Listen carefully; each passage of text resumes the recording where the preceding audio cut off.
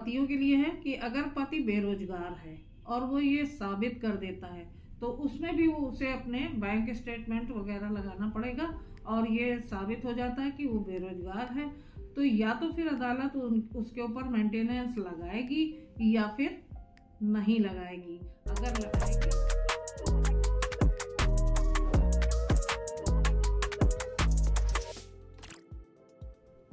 राधे राधे, स्वागत है आपका मेरे चैनल पर। सुप्रीम कोर्ट ने धारा 125 जो पत्नियां अपने पति के ऊपर मेंटेनेंस के लिए डालती हैं, तो इस धारा में बहुत ज़्यादा बदलाव किए गए हैं और ये सीआरपीसी की 125 धारा 144 में बदल गई है। तो ये सुप्रीम कोर्ट ने अभी इसको 144 में बदल दिया है, जिसमें बहुत सारे महत्वपूर्ण बदलाव आए हैं। तो सबसे पहला बदलाव, पत्नी को साबित करना होगा कि वह कमाने में असमर्थ है, यानी कि फिजिकली या मेंटली हैंडीकैप्ड है या फिर बिना पढ़ी लिखी है या इस तरीके का कोई रीज़न है कि वो कमा नहीं सकती और कोई काम करने में असमर्थ है, अपना भरण पोषण नहीं कर सकती। तो ऐसी स्थिति में वो मेंटेनेंस अगर वो नहीं साबित कर पाती है तो फिर उसको मेंटेनेंस नहीं मिलेगा, और अगर साबित करती है तभी उसको मेंटेनेंस मिलेगा। और दूसरा है, पत्नी को पति से अलग रहने का ऑथेंटिक रीजन, माने कानूनी जो वास्तविक कारण है वो बताना पड़ेगा। जो सफिशिएंट रीजन, अगर मान लीजिए कि घर में क्या होता है कि महिलाओं को खाना बनाना, काम करना, ये सब कामों को ही वो घरेलू हिंसा समझ के इस तरीके के कारण अगर बताती हैं तो वो कारण नहीं माने जाएंगे, और जो इसकी परिभाषा के अंतर्गत आते हैं, घरेलू हिंसा की परिभाषा के अंतर्गत, तभी उनको भरण पोषण का अधिकार मिलेगा, वरना तो उनको मेंटेनेंस नहीं मिलेगा। यानी कि एक ऑथेंटिक रीजन होगा उसके पीछे, तभी उनको भरण पोषण का अधिकार मिलेगा, यानी कि मेंटेनेंस मिलेगा अपने पति से। और तीसरा है, लड़की को यानी पत्नी को अलग होने के बाद अपना बैंक स्टेटमेंट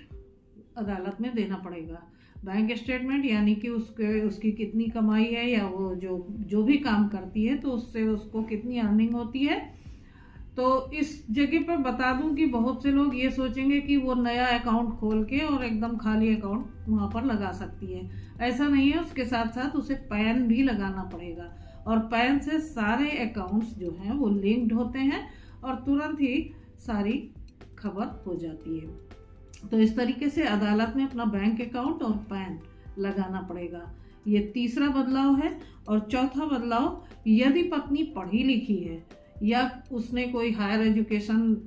की डिग्री हासिल कर रखी है या फिर कोई प्रोफेशनल डिप्लोमा या कोर्स कर रखा है, तो फिर वो अगर इस तरीके से शिक्षित है तो स्वयं कमाए और स्वयं अपनी अर्निंग करे। तो इस तरीके से ये चौथा बदलाव है जो कि हमारे धारा 144 के अंतर्गत सुप्रीम कोर्ट ने इसको माना है। तो इसके अलावा पत्नी को जब ये सारी बातें साबित कर देगी तभी जो है मेंटेनेंस मिलेगा पति से। पतियों के लिए है कि अगर पति बेरोजगार है और वो ये साबित कर देता है तो उसमें भी वो उसे अपने बैंक स्टेटमेंट वगैरह लगाना पड़ेगा, और ये साबित हो जाता है कि वो बेरोजगार है, तो या तो फिर अदालत उसके ऊपर मेंटेनेंस लगाएगी या फिर नहीं लगाएगी। अगर लगाएगी तो फिर बहुत ही नॉमिनल, ये अगर साबित हो जाता है कि लड़का बेरोजगार है। दूसरा, हिंदू मैरिज एक्ट के सेक्शन 9 के अंतर्गत ये केस डालते हैं पति कि मैं तो अपने पत्नी को अपने साथ रखना चाहता हूँ, लेकिन ये खुद ही मुझे छोड़ के चली गई है और मेरे साथ वापस रहना नहीं चाहती है।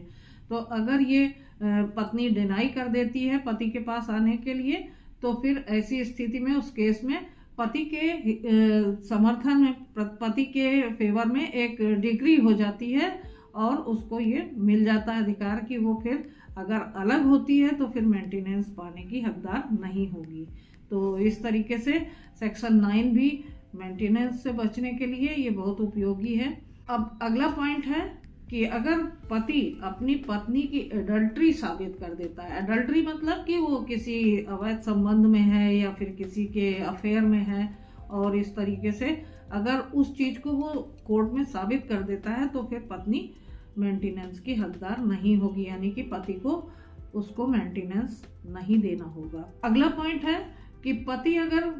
अदालत में ये साबित कर देता है कि उसकी पत्नी उससे ज़्यादा हायर लाइफ जीती है, यानी कि हायर लग्जरी लाइफ जीती है, यानी कि जैसे कि एप्पल का फ़ोन लिए हुए है, या फिर उसको बड़े महंगे महंगे गहनों और कपड़ों का शौक है, या लग्जरी लाइफ पे ही वो सरवाइव करती है, इसके अलावा उसको मतलब उसका जो खर्च है वो बहुत ज़्यादा है उससे, किससे, पति से, तो ऐसी स्थिति में भी अदालत ये भी देखेगी अब कि अगर ऐसी स्थिति है कि लड़की जो है वो लग्जरी लाइफ पे विश्वास करती है और बहुत ज़्यादा पति उसको अफोर्ड नहीं कर पाता है, वो एक साधारण लाइफ जीता है, तो फिर ऐसी स्थिति में भी उसके अलग होने पर पति उसको मेंटेनेंस नहीं देगा। आखिर में एक और पॉइंट है जिसमें पति भी पत्नी से मेंटेनेंस ले सकता है, यानी कि हिंदू मैरिज एक्ट की धारा 24 के अंतर्गत ये प्रावधान है कि अगर पति बेरोजगार है और पत्नी कमा रही है तो ऐसी स्थिति में पति को भी मेंटेनेंस पत्नी से लेने का अधिकार दिया गया है। तो बहुत सारे बदलाव आए हैं, धारा 125 की जगह 144 लागू हो गई है, और बहुत सारे ये जो बदलाव आए हैं ये बहुत ही उपयोगी हैं, जिससे पत्नियां जो मनमानी रकम वसूलने की कोशिश करती हैं उन सब पर अंकुश लगेगा, और इसके अलावा पतियों को बड़ी राहत मिलने वाली है। तो इतना ही, अगले वीडियो में फिर एक नई सूचना के साथ मैं हाजिर होंगी। राधे राधे।